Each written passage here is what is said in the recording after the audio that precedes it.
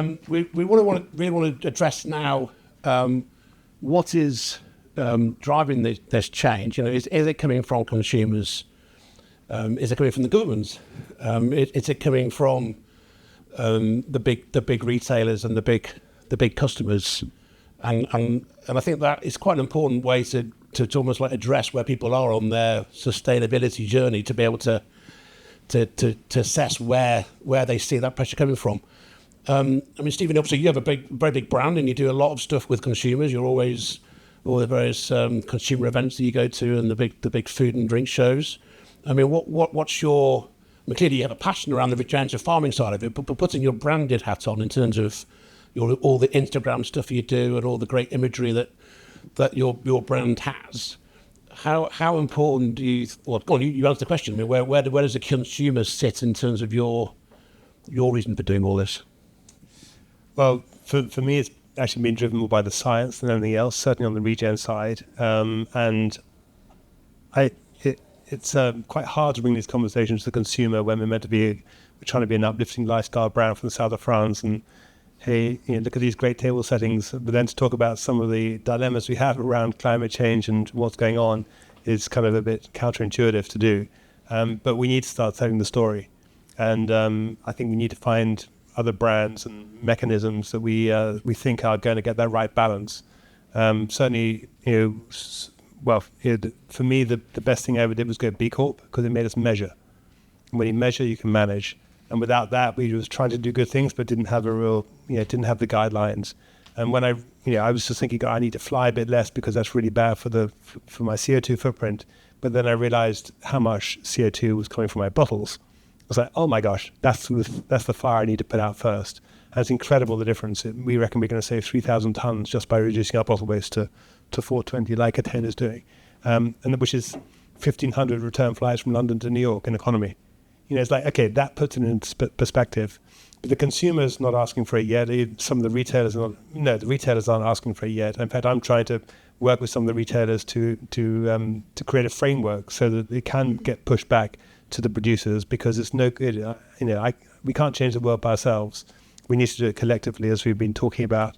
So it's interesting you say the retailers aren't asking for it. I thought that was one of the real driving forces behind all this. That the big retailers are asking for brands to be more sustainable. Not to the extent they could be. Okay. And those are the gatekeepers that can make a big difference. And that's where I think you should be coming from. And I look at. Will be soon. They will be soon, and suddenly it's like, then it's going to be panic. Everyone's going to be running around. It's kind of the monopolies, I guess, are setting the agenda really on that. Yeah, but I'd love the monopolies to be going a bit faster on the regen piece as well, not just in Scandinavia, but in Canada as well, because those are the massive retailers that can make a huge amount of difference. So at the moment, with all your lovely imagery that you're doing on Instagram, you're not necessarily pushing the sustainable message. It's more that kind of still, you don't feel as though there's an opportunity there for you as a brand to start not only owning the space, but of all the Provence rosé brands that are out there, I guess there's an opportunity for brands to take advantage, or not advantage. They could see the potential for. Yeah, we should be doing that for sure, much more. I'm not even allowed to get on my Instagram feed because I don't make the quality. But I need to get my elbows sharper and making sure we are telling that story, but without being preachy and without being a downer on the whole thing. It's getting that balance right, but we need to be doing it much better. And one of the brands you mentioned earlier, Patagonia, okay, they're a clothing brand, but somehow people who know that brand and maybe even read the book about the founder will know that those people make the right decisions. So it's a bit like if you have a retailer that you trust, you think, okay, they're doing the right work behind the scenes. And so, I think we can take examples from people who are getting a really good balance. And the best ad they ever did, I actually remember it was, they had a blue jacket and the ad was, "Do not buy this jacket." And it made people really, it was that kind of interrupting people's norm and thinking, well, why is Patagonia telling me not to buy one of their products? So we need to have that kind of mechanism somehow, just to think cleverly around how we communicate around climate change and how to communicate around lighter bottles. I had my hair cut the other day by someone saying, "Oh, I judge a bottle by its weight. If it's heavy, it's going to be good." Wow, we've got some work to do. Yeah, and I guess learning from other sectors and what they're doing, because there are clothing, as you say, is shoes, clothing, other areas where people perhaps are a bit more aware. I suppose the thing is, most people think wine is a healthy product anyway, don't they? I suppose that's it's perhaps starting to tell them that have all the devil inside. Can I ask you an answer? Because obviously you're dealing with the major customers, and on both sides, you'll be dealing with big brands on one side, you're dealing with big retail on the other. Where are you seeing the pull for this? Are you doing this because it's the right thing to do, and you're doing this as a company, or are you saying, Christ, if we're going to be able to supply the market in the next 5-10 years, we need to be doing X, Y, and Z? I guess slightly disappointingly, it's a combination of all of those things. I think is the reality. I think the point is there is more of a pull, and it's changing all the time, and it's gaining voice, it's gaining intelligence, it's gaining the desire for more information, for understanding exactly what as an operation we are capable of achieving from a sustainability perspective. But also it's coming from internally, from a recognition that our future, the glass bottle and the glass bottle industry, depends upon us being at the forefront. We can't wait to be pushed or to be told or to be governed in a direction. It's very clear in all our conversations with suppliers and with customers, is that we need to be predicting our future by inventing it, not being told or being guided by others as to what that should be. And so that then drives kind of policy within the business. And we talk about a 4P plan. So we talk about our people primarily, because ultimately the solutions, the opportunities, the steps forward will only be driven by the people, both internally and our partners outside, as to where those solutions come from. Whether that's about fuels, or, from the big ticket items like the fuels to drive furnaces, to talk about composition of the materials that go into making glass bottle in the first place, and maybe just challenging some of those very old accepted norms on how a glass bottle is made. And there's a lot of work going off in that area right now. But right the way through to how do we make every kilo of dry goods and ingredients going into that front of the furnace become a bottle at the end of it, which historically the glass industry has not necessarily majored on. So it's all of those things, and a lot of that's coming from internal push as well, and the commerciality of being at the forefront of that, and I say inventing your future, not waiting for it to happen to you. So because the way, not putting you in a difficult position, but I guess that 95% of wine is bottled in glass, and it probably is going to be for the foreseeable. So the industry in a way is relying a lot on the glass industry to really to really take this and to the whole circular economy. That's the pressure, I suppose, is on the glass industry to sort of really step up. And it is, and our partners as well to support in that as well. And I think referenced earlier on about the announcement made last week about the investment in carbon capture, etc. It's no coincidence that announcement was made in one of our factories. So the announcement was done at Encirc. The other Prime Minister, the Chancellor, and we had them all, and it was an awesome day. Actually, I'll be honest and say, quite nervous about it, etc. But actually, it was a great day to feel like we were making strides in those partnerships and those reachings out to. It's great that they chose you to go there. Correct. Yeah. And there was a real genuine engagement, and they were there for the whole day, and there was a genuine engagement on that subject and on some of the other subjects we've touched on as well, as you can imagine. Did you mention duty to them? Once or twice. Once or twice, as well as other ones. Any nothing that could be shared. Any headlines for us? No, unfortunately not. Can I ask you? Obviously, the word the glass industry, I suppose, has had a bit of a kicking really in the last couple of years. Do you think that's unfair? Do you think that's something that the industry needs to do a better job at actually telling the world what it is actually doing? Because I think there's, the same way that there's so much complexity around making a bottle of wine or a glass bottle that people aren't necessarily that interested in. Yeah. But do you think it's fair, or do you think glass does need to do a better job at telling its own story better? I think it's doing a better job, but I think there's always going to be opportunity to do that better. I think the pace is quite frightening in some respects, and you know, what your message was yesterday is probably no longer enough today, and the way you get that message across to people is probably not as good as it could be, and technology has moved on. But it is with its challenges. You know, there's a lot of work on technologies, etc., but they're not simple. We, you know, 2 years ago in the plant in Derry Lynn, they managed to achieve a 24-hour operational period producing glass with 100% recycled content and with 100% cullet on biomethane as a fuel. Never been able to do that since, but we learned a lot from doing it. And as an industry, that we got really excited, as you can imagine, about that. But did we share that with the world? No, we probably didn't. And taking your point, perhaps that's what we need to do better, because that's a big learning. So we'll get 7 days. 7 days will be really cool. Yeah. No, but I think it's fascinating that you said you got the big customers and the big brands together. Yeah. I mean, you're in a unique position in a way to be able to make that happen. Yeah. Because you're the sort of the conduit for both of them to be able to do their business. Yeah. You know, which so that's really encouraging, the fact that you can take that on, and hopefully you can be able to share those results with the trade. I mean, I would definitely recommend you do so. They are. They're not secret, and really that stage one was about trying to zone in on specifically what it is that the industry, the supply chain in its entirety saw as the biggest items that we need to do something about. And then that next stage is then, right, what we're going to do about it. So that's the January date. And that's really where I think from that point onwards, sharing that information to the wider world will be crucial. Yeah. Exactly. Well, looking forward to it. Yeah.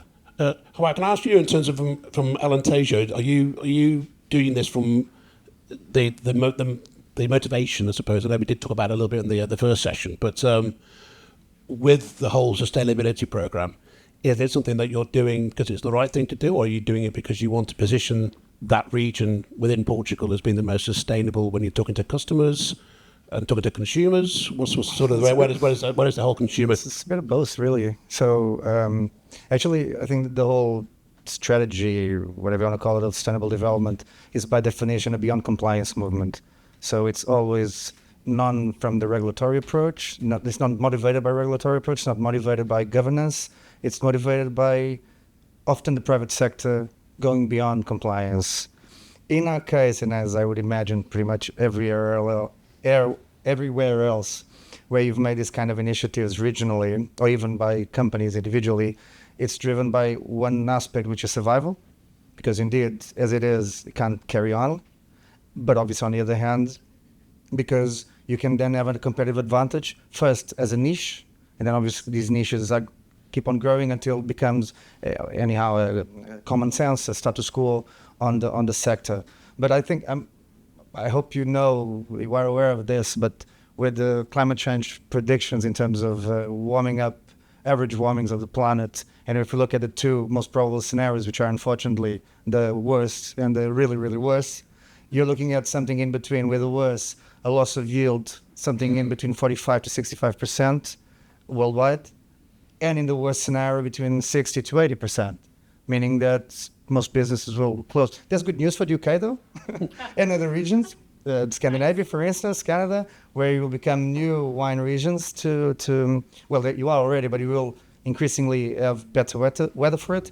But indeed, all the others, like the entire Mediterranean basin, needs to really, lift up the game, because as it is, it's not going to stand.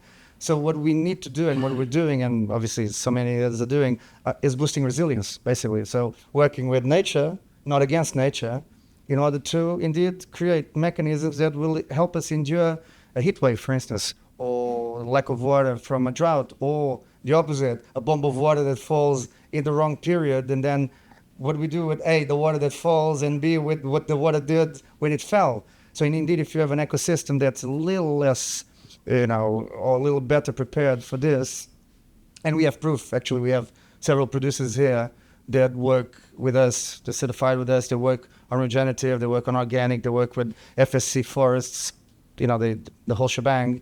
And what years are proving is that within context of climate, of heat waves, for instance, they don't lose yield by opposition to others that lose yield. And in some cases, they actually increase yield, meaning that they have to be doing something right, okay? So one simple example is the fact that they are able to preserve water, preserve the soil humid, so that the soil and the plants will resist 1-2 years maybe of drought. So indeed, that was the main reason. And so consumers come as a second point, but again, we go back to for instance, the Scandinavians. It's definitely those kind, and Canada, as I said quite well, that are indeed driving the pressure on the producers. Just adding, I remember having a conversation with a guy from Gallo maybe almost a decade ago, and actually he said it was the gatekeepers in the US that made California start working on sustainability 10 years before.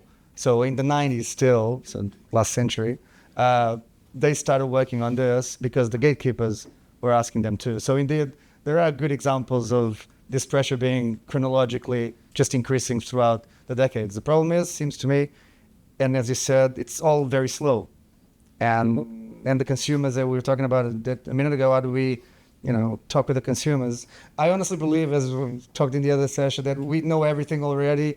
Just go study Coca-Cola and all the major brands and how they basically convince people to buy their products.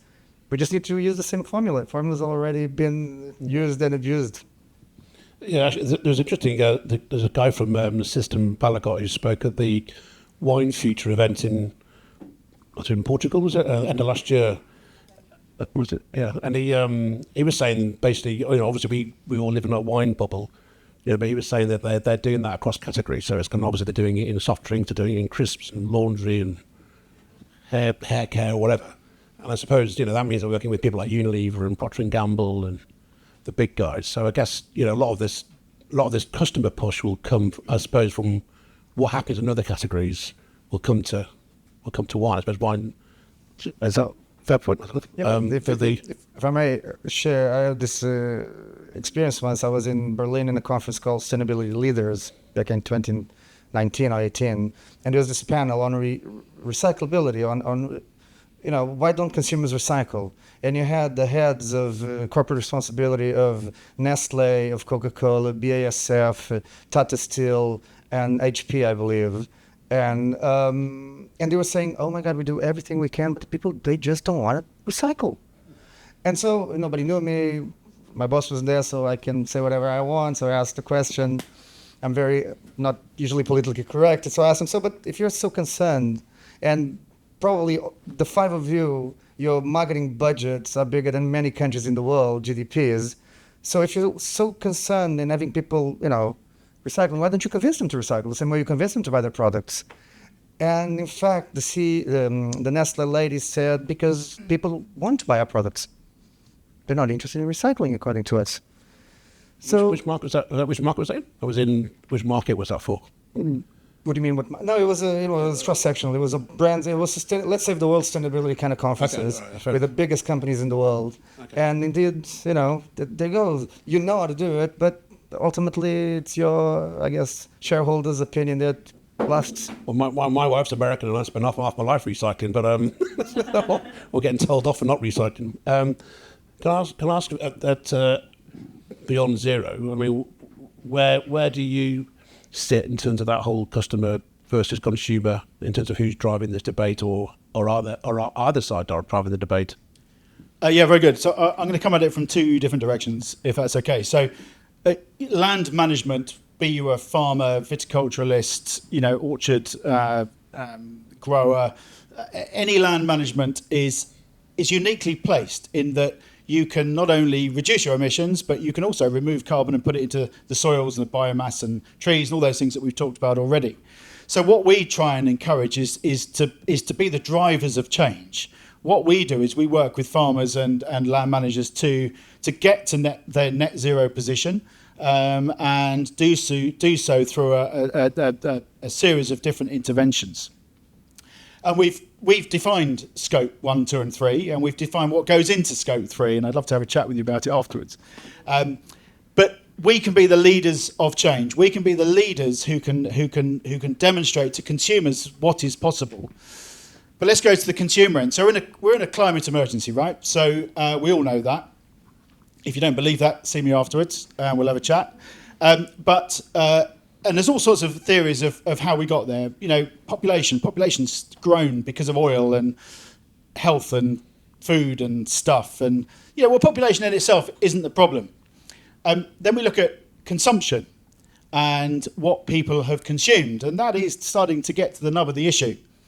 But then we look at how we consume, what we consume and how we consume it. And the fact is we're in this mess because of rampant consumerism, irresponsible rampant consumerism.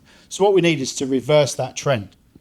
Now, I'll give you an example. So I've already talked about, you know, the failure for us to communicate, or the failure of someone to understand is our failure to have communicated what we're doing.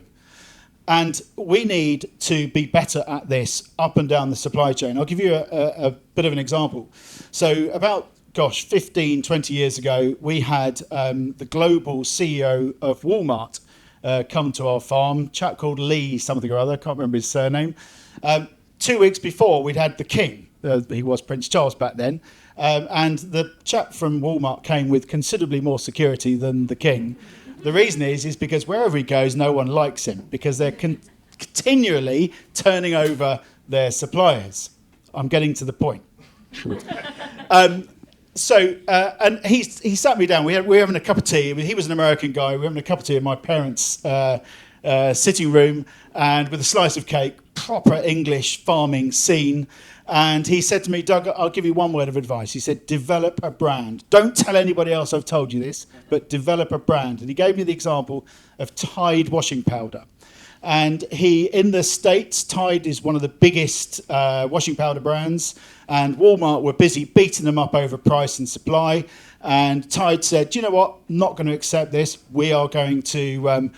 it's that price or nothing. And Walmart called their bluff and said, fine, delist you. So they delisted them almost overnight. Within, I think, 2 weeks, he said, Walmart was seeing double-digit reductions in their sales. The reason was people were connected with Tide. They wanted Tide. So they went to the supermarket where they could buy Tide and stuck their fingers up at Walmart. So what did Walmart do? They go crawling back to Tide and relist them at the price that Tide wanted. Now, we need to do the same. The power of brands. Now, wine is slightly different and drinks generally are slightly different because it's generally a branded product that we see on a shelf. But generally, the big retailers don't want to see brands do well. The reason is they don't have the control. But what we need is a new paradigm where actually the people that we work with, the guys at the bottom who are leading the change, who are removing carbon and getting to net zero and recovering nature and restoring nature, are able to tell their story on the retail shelf in order that we can connect with the consumer. And we can connect it by delivering really good stories. So I think personally, and I think we think as a company, that what we need to do is we need to deliver fundamental change about how our products are sold, reward the people that do well, and reward them by giving them extra shelf space and, within reason, the price that they need. Oh, good. Very good. You should have been at the with the Prime Minister last week. That would have been right.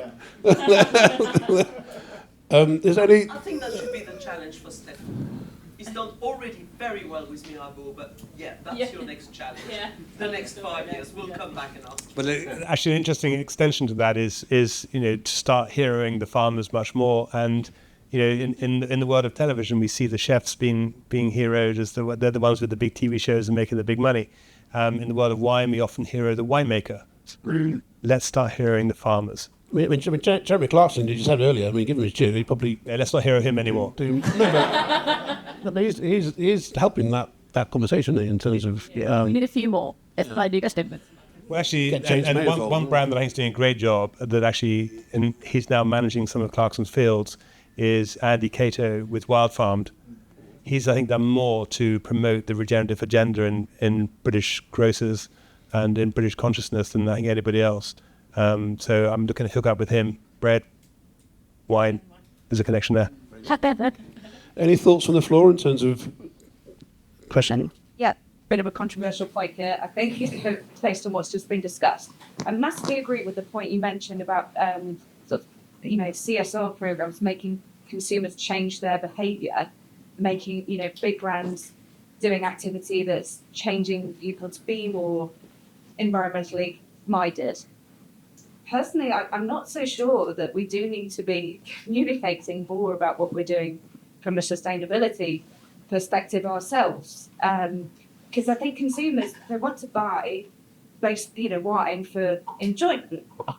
So that's always going to be the case. I just think it needs to be a hygiene factor for us all. We should all be wanting to put the planet before profit. And I think that's, for younger consumers, that's their beef with the older generations. They feel that we've just been making irresponsible decisions for money for many, many years. And, we could have been being more responsible. And now we're in this situation where we've got hurricanes and all sorts going on. So, I don't know, I just feel like we just got more of a, we're all here saying, oh, yes, we need to be more sustainable and communicate that to the consumer. I think the consumer just expects us to do it and be better at it because it's the right thing to do. Yeah. Yeah, look, I don't disagree. I mean, we should all be doing the right thing all of the time. End of story. But it's not that simple. And actually, it's consumers that can move the dial. Every time I have, we have farm visits and we and they look at me saying, this is wonderful, this is great, what can I do? And then they all think about it and they say, well, but then there's, air travel and, holidays and anyway, China. It doesn't matter what we do because of China. Well, it's rubbish. We have created China. We have created China by consuming rampantly things that China has to offer. And so, our UK onboard emissions are about 450 million tonnes a year. Goodness only knows what our consumption figures are because it would be considerably higher than that. Every consumer can make an informed decision every day.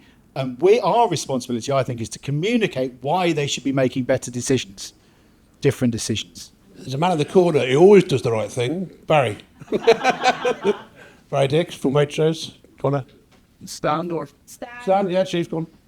He did put his hand up, although I didn't just pick up on him. For a second, but there's a couple of things you just need to, I think, point out. I think just Richard knows that we've done quite a bit of work over the last few years on what I would call low-hanging fruit.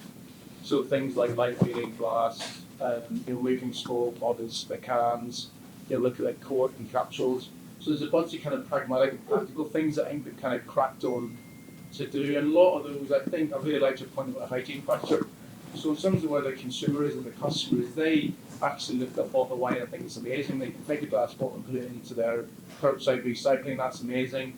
Wine is just squash grapes. That's all perfectly, a really healthy thing for the environment. So they don't actually see that there's a problem per se with our product. So I think that's really important. So how do we kind of bridge the gap?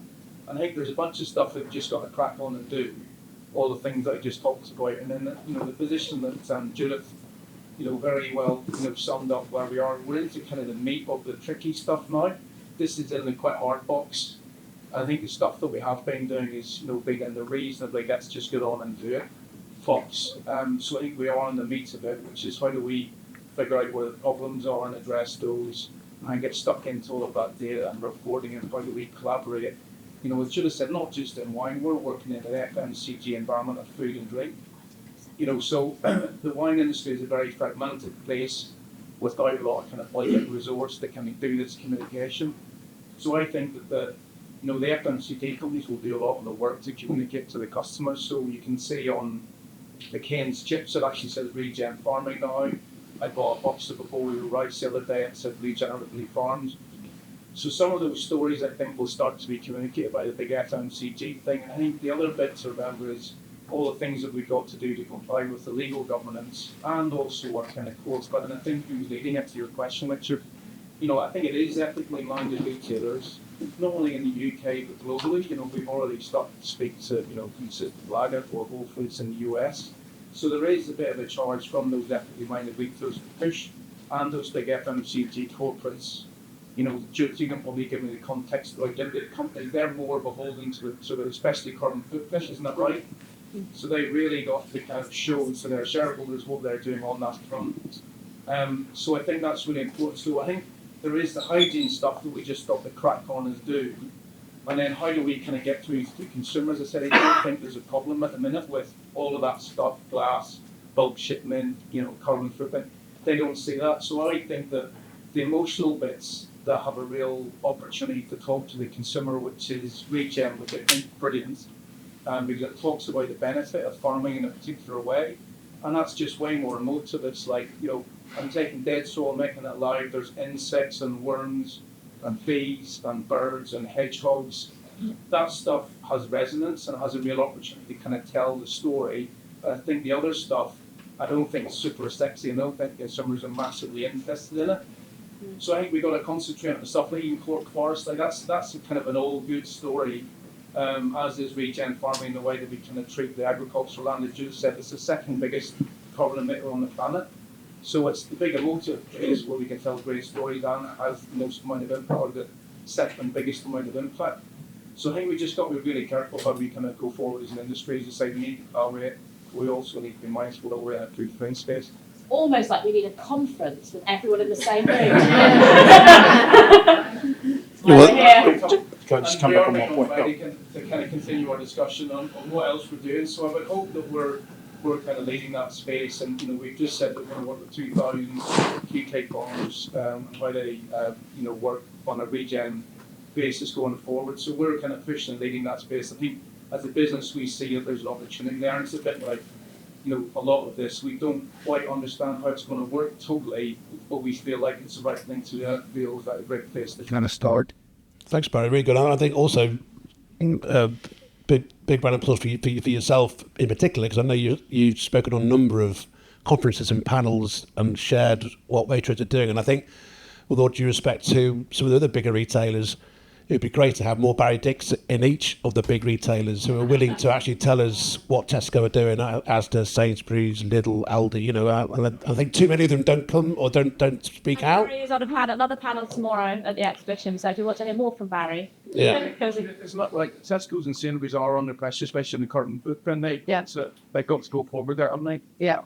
Yeah, but they also need to have more people like you who are willing to come to a forum like this and actually speak out and say. I think personally, they're high behind the corporate world personally. But you were going to say something? Well, I just want to come back on if you don't mind. I mean, look, great. Look, you are leading the way. There is no doubt about it. And there are retailers doing some really good stuff. So but the heavy lifting, I think, has got to be done at farm level. Judith mentioned it in her talk about second biggest emitter. If we can get all farms to net zero, that solves an awful lot of problems for everybody else in the room, and it is farming uniquely that can do that. And there is a way for almost every producer. You've just got to be innovative, and you've got to be imaginative, and you've got to be determined.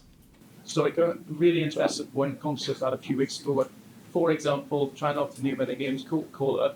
We were having a chat, and a lot of things that we learn in wine, I think we're very connected to the place and agriculture. So speaking to Coca-Cola, never tell me about all of their water and plastic treatments, blah, blah, blah. And I said, where does your sugar cane come from? Last year, and sustainability manager was very absent in terms of what she could furnish me with details about that agricultural connection to their product. I think if we can start to make that connection, all of these things go back to the place, and we have a huge opportunity then as an FMCG company, brand owner of Coca-Cola or whiskey, for example. Like I say, the whiskey guy who's gone to think about where their grain comes from. So all of that agricultural land that we pull on in food and drink, we've got a massive opportunity. And it sounds very cliche, but that food and drink space could change the world with that ability to influence it and direct that agricultural space in a certain manner. It's interesting. I think the United Nations didn't they? They invited the International Wineries Against Climate Action, whatever it's called. They have invited them in because I think picking up on Barry's point, they can see things that wine are doing. That they can then go to other industries and say, well, look, this is what wine's doing, and they're seeing as Can I just add something on that? But it's a bit of a reality check. I think it's important because all of these issues always need to be looked in the holistic perspective because it's a dynamic system we're in.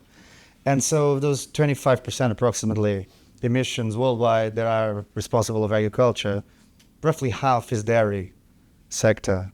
The other half is the other agriculture products. of which wine industry worldwide represents roughly 0.3% of world emissions. I repeat, 0.3% of world emissions. So, yeah, we have our own responsibility, true. Yeah, we're leading the way clearly in case of benchmarking for other agriculture industries and even other kind of industries, but we are definitely not the problem. That's one point. But we are also the forefront of climate change because the plant is, through the phenological process, is of the most, if not the most sensitive plant to climate change or to abnormalities in the weather system. And so this to say that, yeah, sure, it's all really important what we're talking about, but perspective is important in this kind of issues also. And indeed, when you look at the responsibility of this industry in the bigger picture of things, probably the industry should indeed be, and for example, in our experience in Alentejo and in Portugal, it has not, nobody in a decade, nobody from any government of Portugal came to us and said, great job you're doing, we really want to understand how you do it to benchmark it with other agriculture sectors in Portugal. Nobody, okay? Go for it. Unless this might not. The one massive opportunity we've got as an industry is that our consumers are really engaged and they're predisposed to conversations when they are looking at a bottle of wine. They're less predisposed when they're looking at the current or something else. We have an emotional connection with the consumer, so we probably got, even though we probably trust we don't have the resource in the budget to do those problems, but we've got a great opportunity to have a conversation about a bunch of stuff, and especially around nature and vineyards, and I think we can extend that conversation really easy and be very effective at talking about it. Okay, we're out our time. We actually are over our time, but I mean, if people don't mind talking rather than having cheese and wine, but we will go to cheese and wine. So if we just take these two quick last points, and then we'll try and bring it to pause. I think you were first, I think. Paul, back on the restage. Well, I think you was done. Okay, sorry, Jane Masters, for those of you that don't know me. I fully, absolutely support regenerative agriculture, everything that you've talked about doing in terms of farming practices.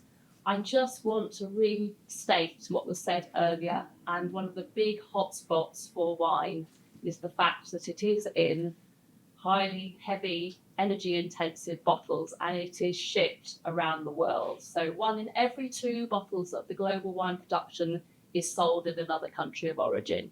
So I'm all for the stories, I'm all for regenerative agriculture, but I think we mustn't neglect that there are hotspots that we need to consider, and that we're really just focusing here on the environment and CO2 emissions, as Jancis said right at the start, as Judith I'm sure would say as well.